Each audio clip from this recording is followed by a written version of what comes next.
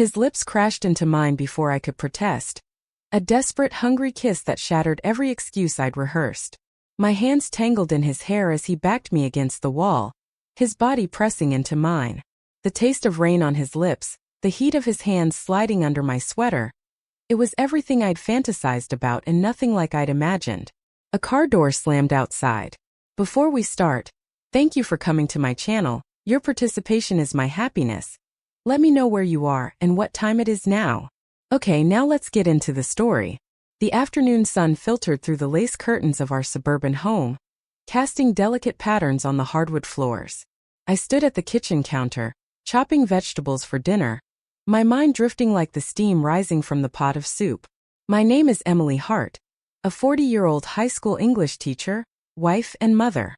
My life, once vibrant with passion and purpose, had settled into a predictable rhythm. Grade papers, cook meals, repeat. My husband, David, was a successful corporate lawyer, his schedule a blur of late-night meetings and weekend conferences. At 45, he wore his ambition like a second skin, his sharp suits and polished demeanor masking the growing distance between us. We'd been married for 18 years, but lately, it felt like we were strangers sharing a roof. Our conversations had dwindled to logistical updates. Did you pay the bills? Don't forget Jake's parent-teacher conference. Romance. That ship had sailed years ago. Our son Jake was 19. A lanky, bright-eyed college freshman with a knack for getting into harmless trouble. He'd always been my anchor, the one who brought laughter into our quiet home. But even Jake had begun pulling away, lost in his own world of friends and late-night study sessions. Then came Alex. It started on a crisp Saturday morning. Jake burst through the front door, his cheeks flushed from the autumn chill. "Mom, this is Alex," he announced, gesturing to the young man behind him. "He's my roommate. We're working on a project for our art class." Alex stepped forward, his presence filling the room. At 22, he was tall and lean, with tousled chestnut hair and eyes the color of storm clouds.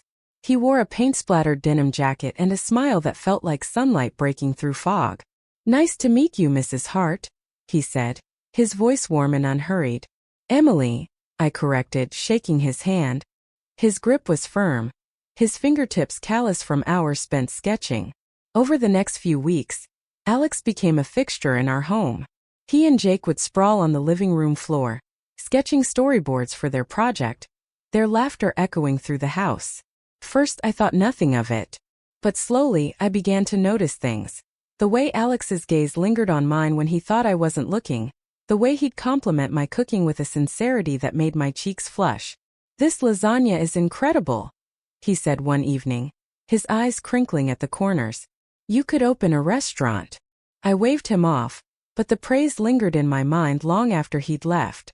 One night, David was working late again, and Jake had gone to a party.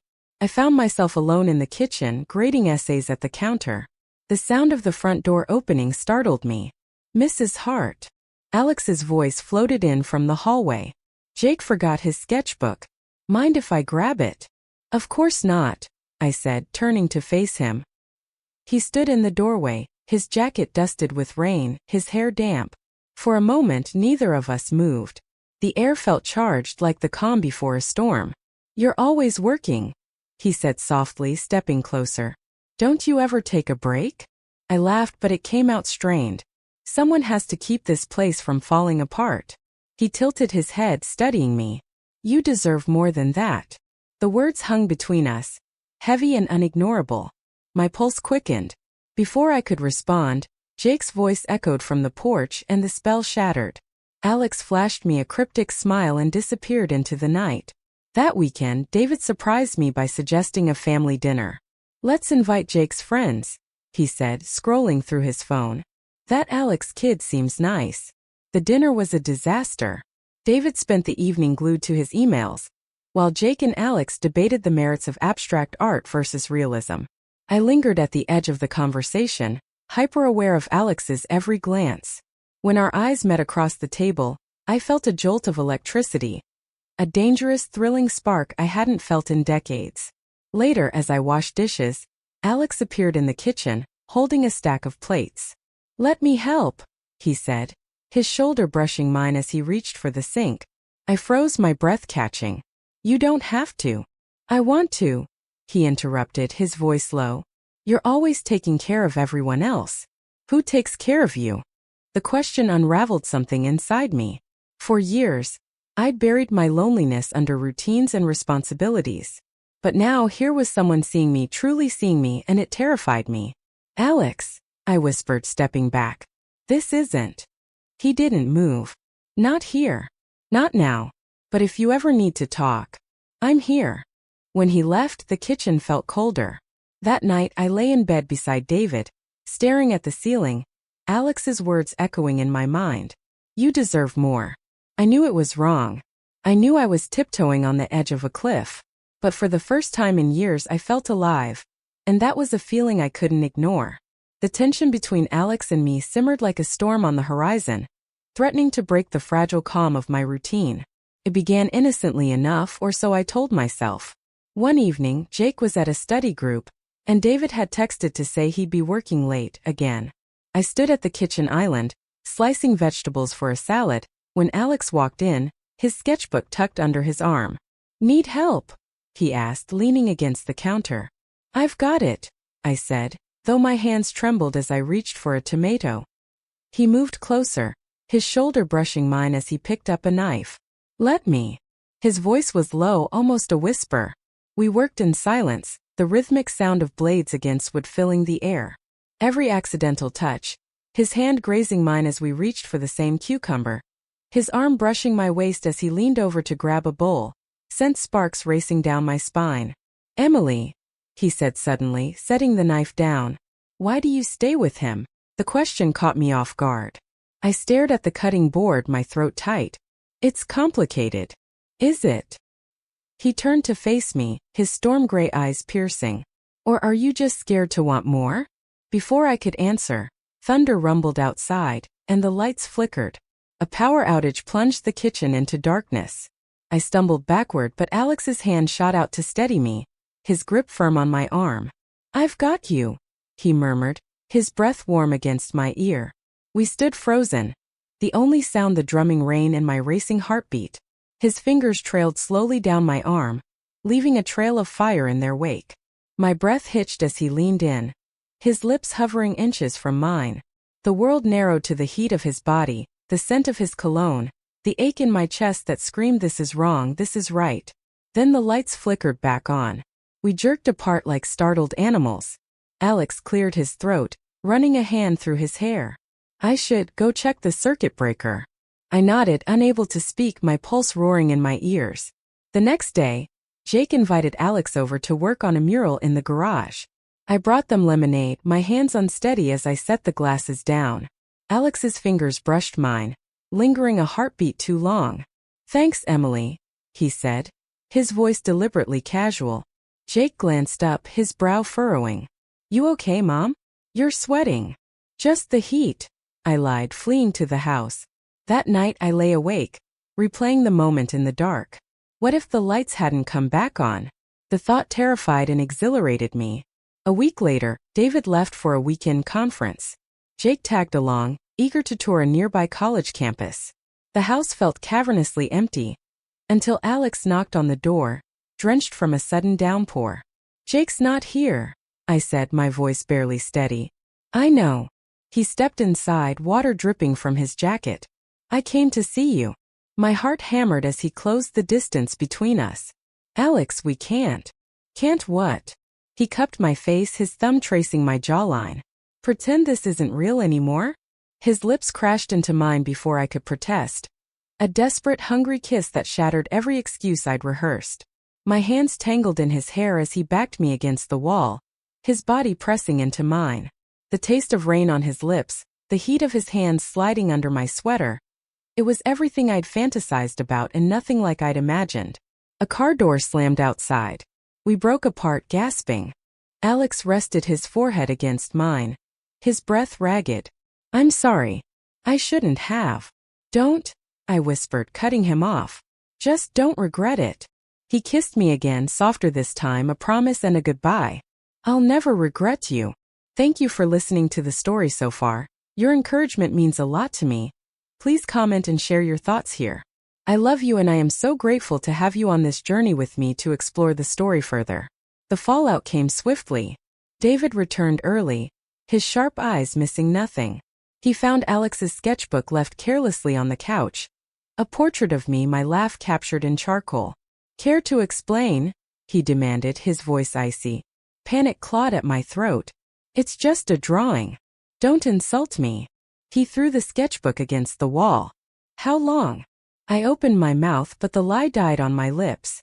The guilt was written in every trembling breath, every tear-streaked confession. Jake walked in as David stormed out, his face crumpling as he connected the dots. Mom, him. The disgust in his voice shattered me. Alex vanished, leaving only a text. I'm sorry. For everything. Now I sit alone in this empty house, the echoes of my choices louder than the silence. I crossed a line and there's no going back. The silence in the house was suffocating. David moved out the next day, taking nothing but his suits and a single photo of Jake from the mantel.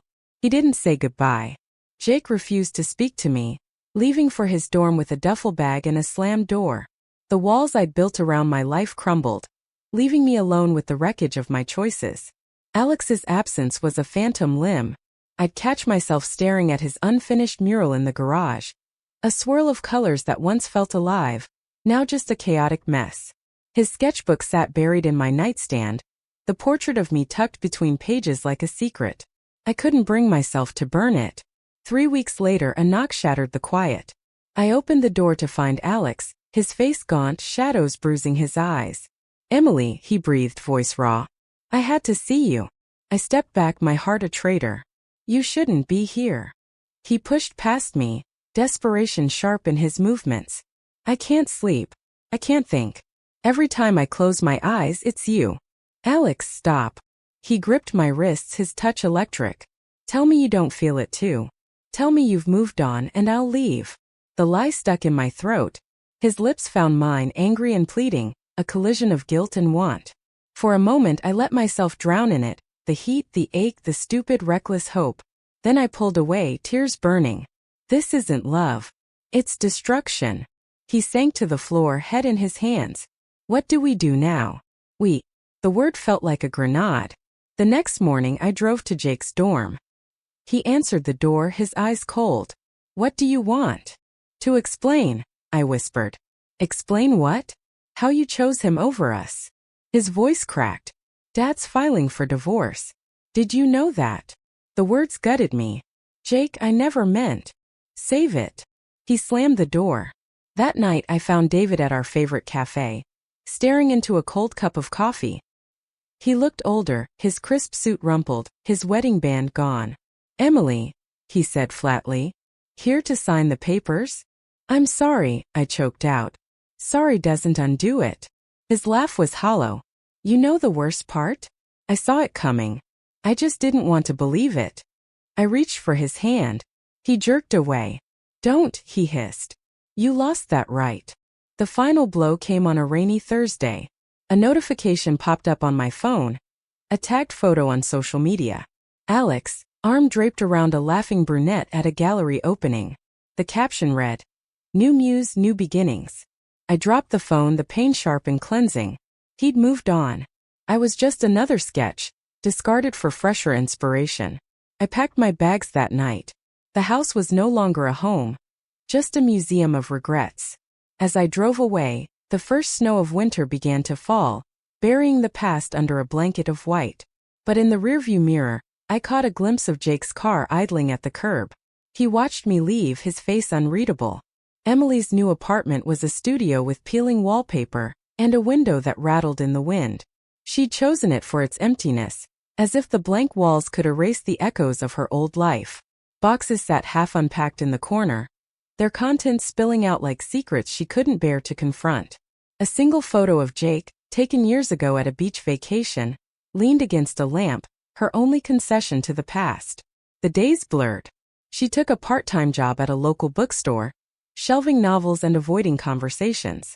The smell of paper and dust became a refuge, a way to numb the ache of Jake's silence. At night, she'd stare at her phone, thumb hovering over his number, before tossing it onto the couch. He needs time, she told herself.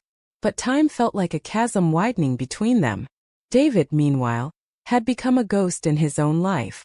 His law office buzzed with the usual chaos, but he moved through it mechanically, his sharp mind dulled by sleepless nights and too much scotch. One evening he found himself driving past their old house, now a for sale sign stabbed into the lawn. He didn't stop. Instead, he parked outside Jake's dorm, watching students laugh and cluster under streetlights. His son's face appeared briefly in a third-floor window, illuminated by the blue glow of a laptop. David's finger twitched toward the car door. But what would he say? Your mother ruined us? The truth was, he'd ruined himself long before Emily crossed that line. Emily's first real human connection came in the form of Mrs. Rossi, the octogenarian who lived downstairs. She'd knock on Emily's door every Sunday with a plate of lasagna, her cane tapping a steady rhythm. You're too thin, she'd scold, pushing the food into Emily's hands. Eat. Grief tastes better with garlic. One afternoon, Mrs. Rossi found Emily crying in the stairwell. Without a word, she sat beside her, the scent of rosewater clinging to her shawl. You think you're the first woman to lose her way, she said finally. My Alfonso left me for a flamenco dancer in '78. I burned his clothes in the bathtub. Emily choked out a laugh. What did you do after? I bought a parrot. Named him Alfonso. He screamed curses in Spanish until the day he died. Mrs. Rossi patted her hand. Find your parrot, Cara. Jake arrived unannounced on a rainy Tuesday. Emily opened the door to find him drenched, his hoodie soaked through, a duffel bag slung over his shoulder. For a moment they just stared at each other. Can I come in? He muttered, not meeting her eyes. The apartment felt smaller with him in it. He paced, picking up trinkets, a ceramic owl from the bookstore, a half-read novel, before dropping them like they disgusted him. Dad's drinking, he said abruptly. Like a lot. Emily's chest tightened. Jake, Why? He whirled on her, voice cracking. Why him? Why Alex? The name hung between them, a grenade pin pulled. It wasn't about Alex, she said quietly. It was about feeling invisible. But that's no excuse. I'm sorry. I'm so sorry I hurt you. Jake sank onto the couch, head in his hands. He's dropping out. Dad. Taking a leave of absence from the firm. Emily reached for him, then stopped. What do you need from me? I don't know, he exploded. You blew up our lives and now I'm supposed to fix it? I'm 19. The silence that followed was broken by the buzz of Emily's phone. A notification lit up the screen. One new voicemail. Alex's voice, strained and urgent. Emily, we need to talk. It's about Jake. Emily stared at her phone. Alex's voicemail burning a hole in her chest. It's about Jake. Her fingers trembled as she dialed back, but the line went straight to voicemail. She grabbed her keys, her mind racing. She found Alex waiting at the park bench where they'd once shared coffee, his face pale beneath the street lamp's glow. What's wrong with Jake? She demanded, cutting through the cold night air. Alex hesitated, his breath visible in the frost. He's been skipping classes. Got into a fight at a bar last week. The dean called me because I'm still listed as his emergency contact. Emily's knees buckled. Why didn't he call me? He's ashamed, Alex said quietly. And he thinks you've given up on him. Jake's dorm room reeked of stale pizza and regret. He sat on the floor, surrounded by crumpled sketches and empty energy drink cans. When Emily knocked, he didn't look up. Go away. She stepped inside, her voice steady. I'm not leaving this time. Why? He spat. So you can screw up something else? Emily knelt beside him, her eyes on the torn sketch in his hands, a rough drawing of their old house. I can't fix what I broke, she said. But I'm here. However you need me. Jake's shoulders shook, a tear smudging the charcoal. I don't know how to forgive you. You don't have to, she whispered. Just let me stay. David showed up at the bookstore 3 days later, his suit wrinkled, his eyes bloodshot. Emily froze, a stack of novels slipping from her arms. I'm going to rehab, he said bluntly. The firm, they insisted. She nodded, her throat tight. Will you tell Jake? I tried. He hung up. David's voice cracked. Tell him I'm sorry too. For the first time in months they stood on common ground. Two fractured people clinging to the wreckage. Mrs. Rossi died in her sleep the following week. At the funeral, Emily clutched the old woman's parrot-shaped brooch, a parting gift left on her doorstep. The note read, "Alfonso would have liked you. Now go scream at the world." Emily stood at the edge of Jake's college graduation, her heart swelling as he crossed the stage. David sat 3 rows back, sober and stiff in a new suit. Their eyes met briefly, a silent truce forged in shared regret. Afterward, Jake handed her a rolled-up canvas. "Open it later," he muttered, cheeks flushing. In the parking lot, she unrolled it. A vibrant mural of their family, fractured but reassembled, with a tiny parrot perched on Emily's shoulder. Alex's name was scrawled in the corner. She smiled through tears. Healing wasn't a straight line, but it was a start. And that's it for today's story. I'd love to hear what you think. Leave a comment below and share your feelings. Did you relate to any of the characters? Or if you were in their shoes, what decisions would you make? I'd love to hear from all of you. Don't forget to hit the like button if you enjoyed the video. And if you didn't, hit one. Subscribe so you don't miss out on more great content. Thanks so much for watching, and I'll see you in the next video. Have a great day.